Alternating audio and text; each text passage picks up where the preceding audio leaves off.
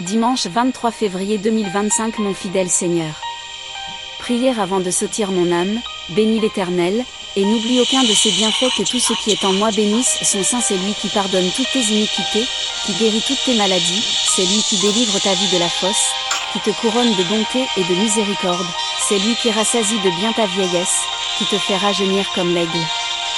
En lisant la parole avec prière, nous éprouverons souvent combien les pensées de Dieu sont profondes. La parole nous sonde. Elle est un miroir fidèle, qui révèle notre état réel et nous apprend en même temps quelles sont les richesses de la grâce de Dieu à notre égard.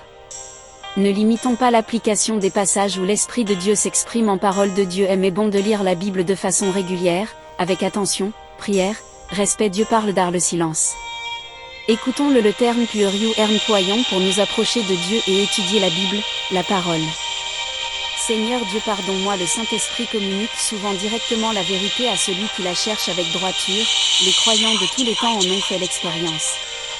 Mais n'était-ce pas le Saint-Esprit qui avait veillé à ce que l'Éthiopien soit instruit, alors qu'il lisait le livre de ceux avait commandé à Philippe: approche-toi et joins-toi à ce char. Ainsi emploie-t-il tel ou tel de ceux auxquels il a déjà enseigné la vérité, comme des instruments capables d'instruire aussi les autres. Leur ministère oral ou écrit doit donc avoir du prix pour nos cœurs.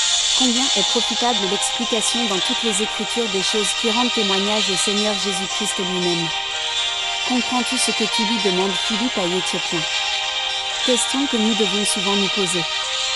Comment donc le pourrais-je, si quelqu'un ne me conduisait? Répond cet homme. Plus nous lisons attentivement l'Écriture, plus nous sentons aussi le besoin d'être aidés pour en saisir le sens. Nous parle dans le silence. Écoutons-le. Le temps que nous employons pour nous approcher de Dieu et étudier la Bible, sa parole, est un temps très utile et profitable.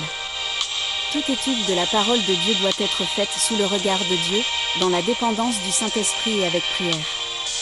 Ne négligeons pas l'étude de la doctrine, c'est en la connaissant que nous pouvons la mettre en pratique. Puisons notre force dans la lecture de la Bible. Si nous ne désirons pas y chercher la force, nous ne pourrons la trouver nulle part ailleurs. Elle est toujours utile et en bénédiction pour nos âmes d'examiner avec soin chaque mot, chaque détail de la parole de Dieu. C'est une lecture qu'il faut faire avec prière, en se gardant d'y chercher un appui à des idées préconçues ou de vouloir définir ce que l'Écriture ne définit pas de vérité dans ses relations. Si nous gardons des sentiments de rancune envers ceux qui nous ont fait du tort, nous ne pourrons pas entrer vraiment dans cette joie. Amen.